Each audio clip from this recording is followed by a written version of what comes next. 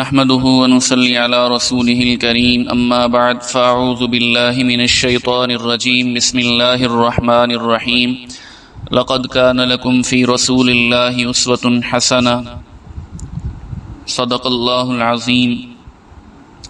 رخ مصطفیٰ کا جمال اللہ اللہ، زباں کا حسن مقال اللہ اللہ، اتر آئے عرش و کرسی کے جلوے، نبوت کا اوج کمال اللہ اللہ۔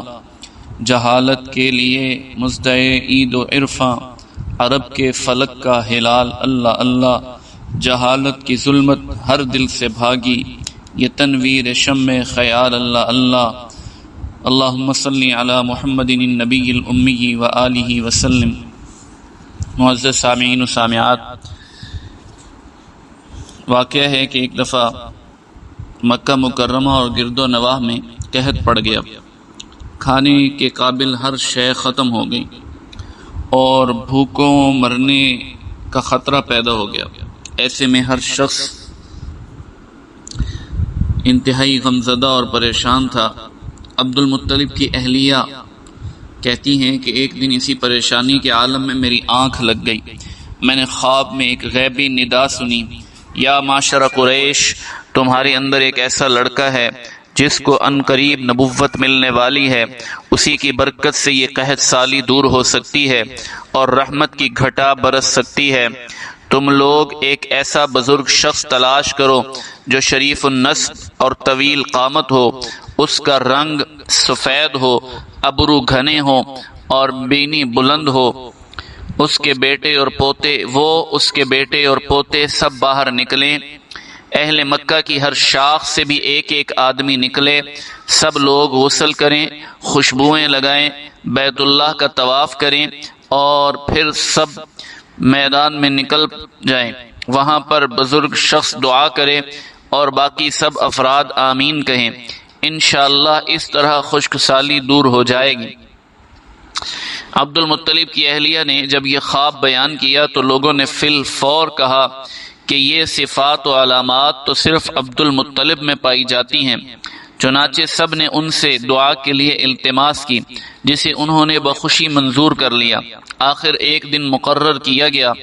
اس دن خواب میں بتائے گئے طریقے پر سب تیار ہوئے۔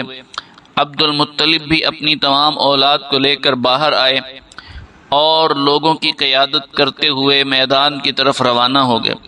لاڈلا پوتا بھی آپ کے ہمراہ تھا۔ پہاڑ پر پہنچ کر عبد المطلب نے پوتے کو اپنے پاس کھڑا کیا اور جب ہاتھ اٹھا کر خداوند کریم سے باران رحمت کا سوال کیا تو آمین کی روح پرور صدا سے پورا علاقہ گونج اٹھا۔ ابھی دعا جاری ہی تھی کہ بدلی اٹھی اور چھا گئی، پھر برس پڑی اور ایسی ٹوٹ کر برسی کے جل تھل ہو گیا اور ندی نالوں میں طغیانی آ گئی۔ سبحان اللہ۔ سرور کائنات صلی اللہ علیہ وسلم کے والد ماجد تو آپ کی ولادت سے پہلے ہی چل بسے تھے۔ جب آپ 6 سال کے ہوئے تو پیاری امی داغ مفارقت دے گئیں۔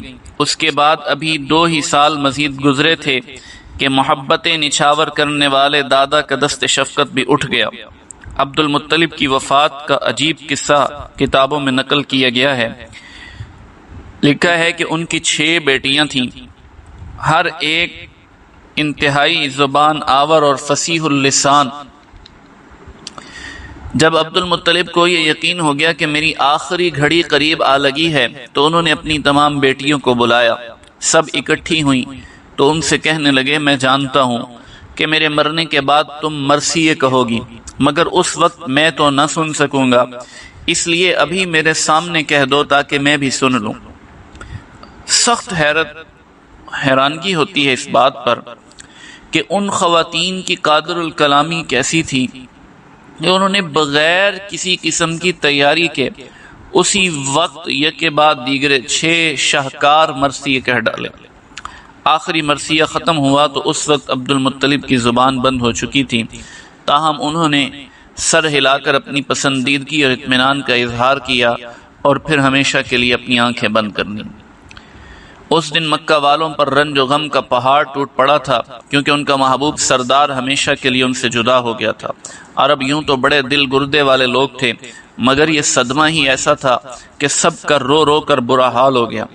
فرماتے ہیں، لکھا ہے کہ عبد المطلب کے لیے جتنا لوگ روئے اتنا کبھی کسی شخص کے لیے نہیں روئے، اور ان کے سوگ میں کئی دنوں تک مکہ میں کوئی بازار نہیں لگا۔ جس ہستی کے فراق میں غیروں کی حالت یہ تھی اور وہ غم سے نڈھال تھے، اس کی وفات سے اس کے لاڈلے پوتے کے ننھے سے دل پر کیا بیت رہی ہوگی۔ وہ 8 برس کا معصوم بھی جنازے کے پیچھے چل رہا تھا اور مسلسل رو رہا تھا۔ عبد المطلب اپنی زندگی میں ہی اپنے بیٹے ابو طالب کو وصیت کر گئے تھے کہ میرے بعد میرے پوتے کی پرورش اور دیکھ بھال تمہارے ذمہ ہوگی۔ ابو طالب اگرچہ تنگ دست تھے، تاہم انہوں نے یہ ذمہ داری قبول کی، اور یوں سرور کائنات صلی اللہ علیہ وسلم ان کے ساتھ رہنے لگے۔ عبد المطلب کی طرح ابو طالب بھی سرور کائنات صلی اللہ علیہ وسلم کے ساتھ والہانہ پیار کرتے تھے، اور اپنی اولاد سے بھی زیادہ سرکار کو چاہتے تھے۔ دراصل آپ تھے ہی ایسے کہ ہر شخص کا دل بے اختیار آپ کی جانب کھینچا جاتا تھا۔ اس پر پھر آپ کی وہ برکات تھیں جن کا ہر وقت مشاہدہ ہوتا رہتا تھا۔ مثلا اگر آپ کھانے میں سب کے ساتھ شامل ہوتے تو تھوڑا سا کھانا سب کے لیے نہ صرف کافی ہو جاتا بلکہ بچ بھی جاتا۔ اسی طرح دودھ کے جس کٹورے سے آپ چند گھونٹ نوش فرما لیتے، اس کٹورے سے اسی سے سب کے پیٹ بھر جاتے، حالانکہ اس میں دودھ کی مقدار اتنی ہی ہوتی کہ بمشکل ایک آدمی کی ضرورت پوری کر سکے۔ ایسے برکتوں والے بھتیجے سے ابو طالب جتنا بھی پیار کرتے وہ یقیناً کم تھا۔ اللہ ہمیں بھی حضور علیہ السلام سے سچا پیار محبت نصیب فرمائے۔ درود پاک پڑھ لیجئے۔ اللہم صلی علی محمد النبی الامی وآلہ وسلم۔